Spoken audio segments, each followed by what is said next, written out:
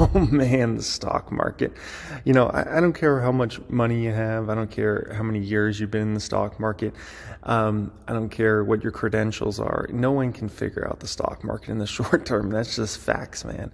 And I got some stuff to show you guys here today. I got a few stocks in particular I want to talk about in this video and some moves that are happening.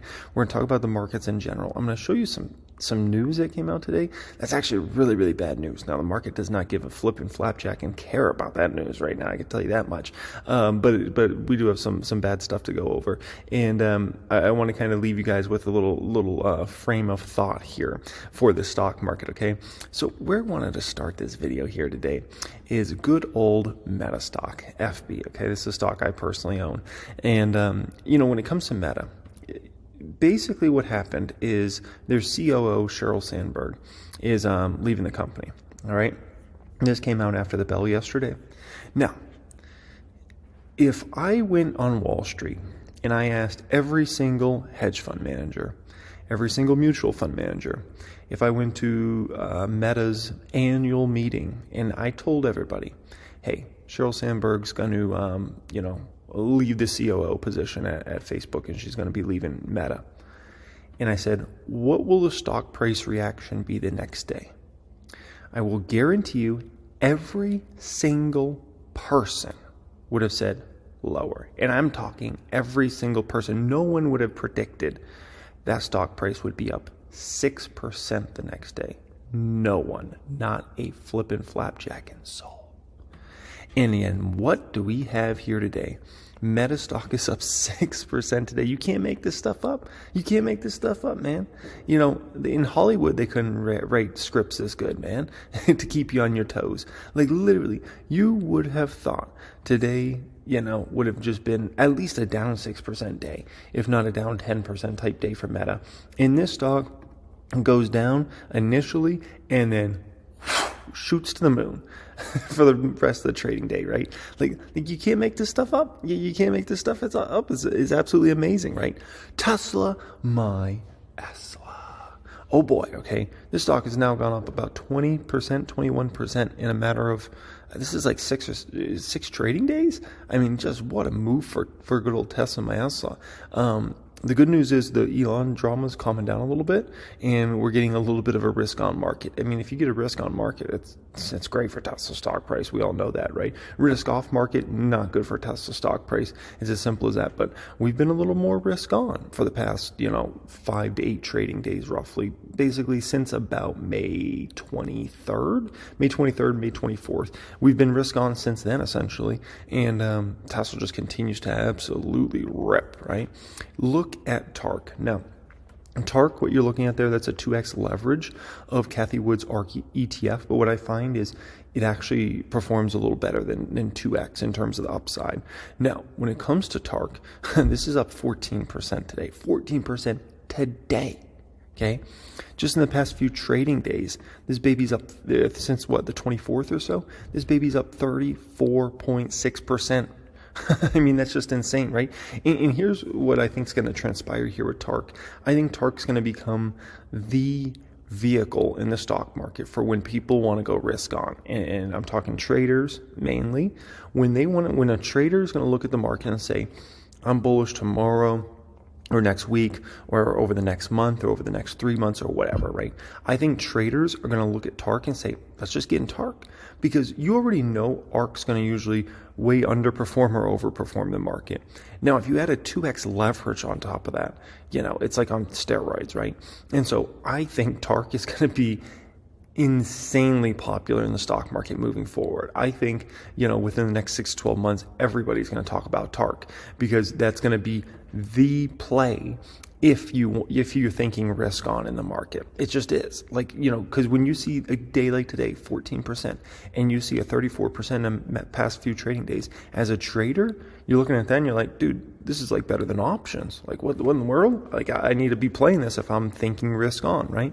And You know, I'm sure there's going to be a 2x leverage short ETF shortly when it comes to Cathie Wood stocks, and then that will become very popular. Yeah, it's just Wall Street. They love these sorts of tools. Traders love these sorts of tools, and you can see why, right? You can see why. No, big tech, everything's on fire. Shopify 9% plus today. AMD's having a great day, up almost 7%. PayPal 6%. Nvidia 6%. Netflix almost 6%. Meta we just spoke about. Tesla, almost everything's doing good. Apple's lacking today, clearly. Man, look at Amazon, $54 here today, and that one just as Amazon's had a tremendous past 5 or 6 days. I mean, pull up a chart of that one; it's beautiful. Part of that reason is for the stock split that's coming. Okay, but. And then you see the laggers down here, Apple and Microsoft. It's like, what's going on there? We'll get to some really bad news in regards to Microsoft in just a moment. But clearly the riskiers of the big techs are the ones that are just going to move like insane when the market goes risk on, right? And then I pull up my safety stocks list, and on a great day like today, you think everything would be massively green. No, it's not. Campbell's Soup down 3% today. Kraft Heinz down 2.9%. By the way, Kraft Heinz, I think on a 5-year is down like 50+%, by the way. So, be careful when they say safety stocks. Just be careful about that, guys. You got Smucker's down 1.9%. You got General Mills down 1.3%. But why are these sorts of stocks being weak on a day like today, right? Why are these stocks weak today? I'll tell you exactly why. The reason those stocks are weak today is because what goes on is rotation of money, essentially. And so there's been a lot of fund managers and folks that have been plowing money into some of those safety stocks as like the hideout area, right? Even though a lot of those stocks have started to get hit recently. So I don't know how good of a hideout it's been, right? But then a day like today happens and folks rotate money from those safety stocks over to the growth stocks. And that's how you get the upward momentum. That's how you get a Shopify up 9% today. That's how you get a Meta up 6% today. It's somebody selling off some shares over there and some of those safety stocks, right? And going ahead and moving some of that money into some of the growth plays, right? And this happens on Wall Street all the time. They rotate money around. And like 1 minute it's the oil and gas stocks. And then the next minute it's the safety stocks. And then all of a sudden it's big tech. And then it's like small caps. And then it's mid caps. And then, back to large caps. And it's like they're always like doing this game of rotation. And this game of rotation can happen on a daily basis, a weekly basis, a monthly basis, or a quarterly basis. But they're always just kind of rotating money around. And sometimes they have to do it because maybe that's the way their fund is structured, if it's something like that, or an ETF. But sometimes it's just they're making that decision. They're like, I'm doing this. Look at banking today. It's a very mixed bag. You got Deutsche Bank, hardly up today. JP Morgan's up less than 1%, so it's, obviously underperforming the market. You got Bank of America and Wells Fargo down, right? And Goldman Sachs severely underperforming the market. Allies also underperforming the market. So everything banking is underperforming the market, which makes you think, like, does Wall Street know something? Like, why is Wall Street not buying themselves today, right? That's a good question. Like, why is Wall Street not buying themselves? It's interesting, right? Banking not doing well. Oil and gas stocks also not doing well, despite oil doing well again. This is, once again, goes back to kind of a strange phenomenon that happens where oil stocks will delay. Yesterday, oil stocks were having a good day. Oil price was down. The day before, oil stocks were down, and oil price was having a good day. Okay, today oil price having a good day, oil stocks down. You can't make this stuff up, man. It's just that's the way of the market, right? If I look at my current stocks, it's a lot of green on a day like today, right? And I definitely own a good amount of stocks that are more risk on. Let's just be honest. And let's be honest, including honest, right? And a lot of these stocks are more risk on plays. And so, if the markets have any sort of positive momentum, it's going to be a lot of 2%, 3%, 4, 5, 6, 7, 8, 9% type moves. And that's clearly, obviously, what we see playing out there, right? Now, the heat map always is, as they say, men lie, women lie, the numbers don't lie. The heat map shows us something very specific today. Remember, I just talked to you guys just a moment ago about rotation of money. And you really can see it playing out when you look at a heat map, okay? And what we see when we look at this heat map, I hope everybody identifies exactly what's going on here. And I know everybody that watches my videos religiously, you see what's going on here, right? Clearly today, money's moving out of healthcare, utilities, energy, tobacco. those sorts of stocks and going into basically everything else. And if I was to pull you up a year-to-date heat map, which I didn't here, but if I pulled you up a year-to-date heat map, what you would see is these all are massively green for the year, and basically everything else is red massively for the year. And so it's just very, very interesting. And it's like so clear. And when you pull up, I think this is the best part about heat maps like this, because when you pull it up, you know, you don't have to debate it anymore. It's just clear, like the rotation of money's going on. Selling utilities, putting it over here. Selling oil and gas stocks, putting it over here. Selling healthcare stocks, all these ones that people have been hiding out in, and moving money over to these other stocks, right? And so, you know, that's just that's the way of the market, man. That's the way of the market, right? Now, this news should have been devastating to the market. I'll be honest. Out of nowhere, the second biggest company in the world, Microsoft, Mr. Softy, comes out and lowered their fourth quarter guidance.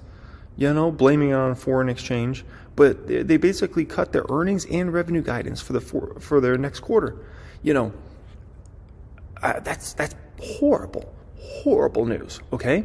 Now, if Microsoft just cut, I would bet you there's going to be a lot more companies that are going to cut their numbers over the next 1 to 2 months and maybe come out and say, hey, you know, maybe not as bad as a Snapchat did last week, or maybe that was a week before when Snapchat came out and said, oh, yeah, we're way low. We didn't even hit the low end of our range for numbers, right? You know, this is bad news. That's all I got to say. Like bad for earnings. This is bad news for the stock market. But on a day like today, the stock market doesn't even care. They say the second biggest of the company in the world just said they're going to miss revenue and earnings. We don't care. We're still buying this market up today. And, you know, that's just, it's almost frustrating for people to kind of see some of this stuff go on, because sometimes you'll see good news and the market goes down and you're like, or your stock goes down, right? And people see something like this and it's like, how when Microsoft comes out of nowhere, they just cut their earnings and revenue guidance, how does that stop? How is the market, you know, having such a great day today, right? And yeah, that's part of the of the market, right? Look at this here today. You want to talk about more bad news? Fed Vice Chair Brainard says it's, quote, very hard to see the case for the Fed to pause rate hikes. So it basically means, if you're wondering what this means and why it's such a big deal and why it's actually really, really bad news for the stock market, here's why it's bad news for the stock market.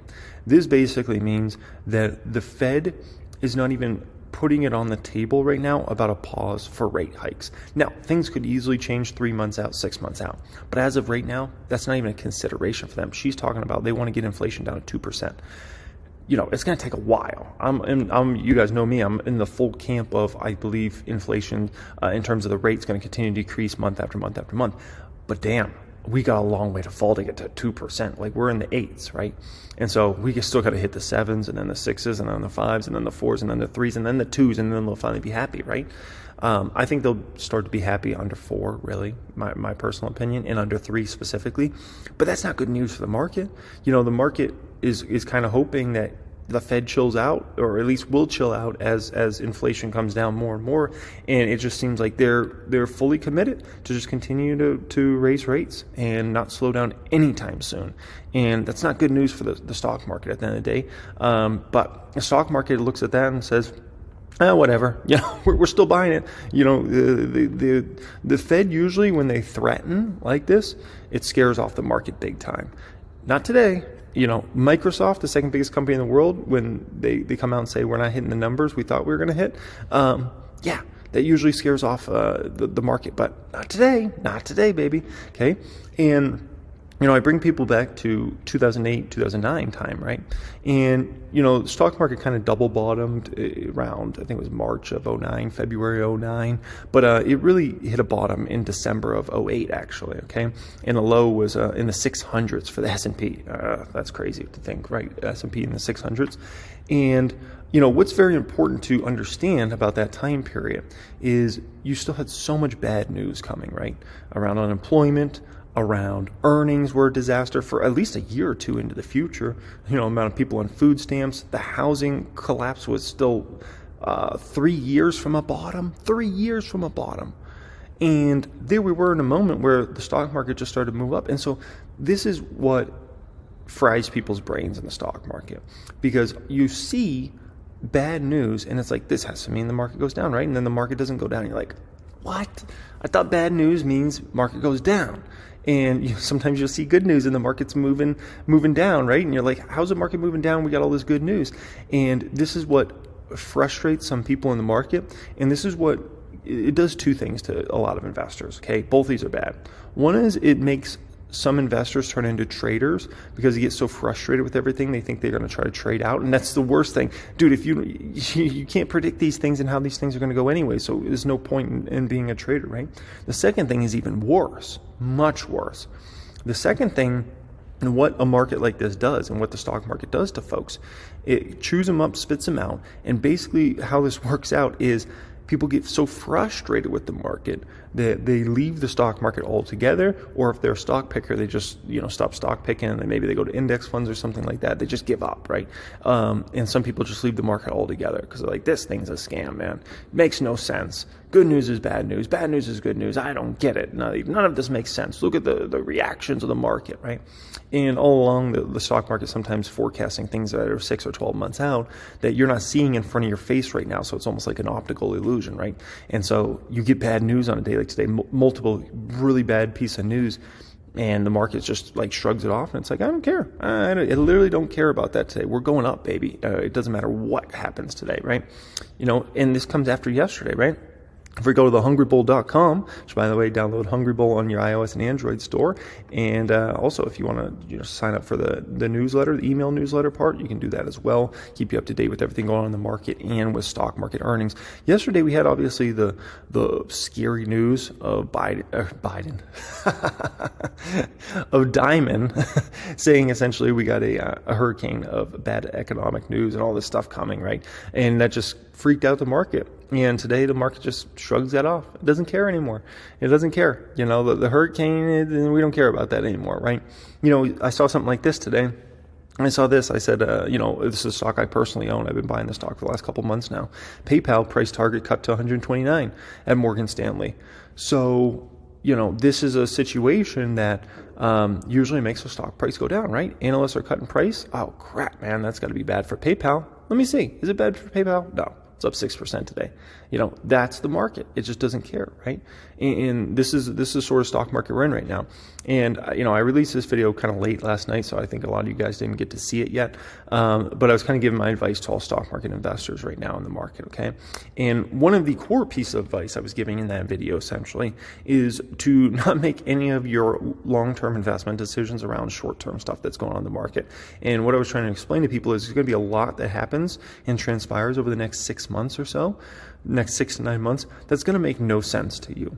You're going to see stocks make moves that almost don't make sense. You're going to see market news come out and the stock market act very differently than what you would have thought the market acted. And so don't get caught up into all this, like trying to play things short term and trying to, predict, this week's going to be bad. I got to sell out. I got to buy back. And that next month's going to be bad. So I got to sell out and I got to buy back. And don't even play that game, man. That's the trap. That is the mouse trap that a lot of people get caught up into in this sort of market, because I promise you, no one can figure this stuff out short term. I promise you that. Everybody can throw darts at a dartboard and, say this and say that. But, I think Meta today is a perfect example of no one saw that coming.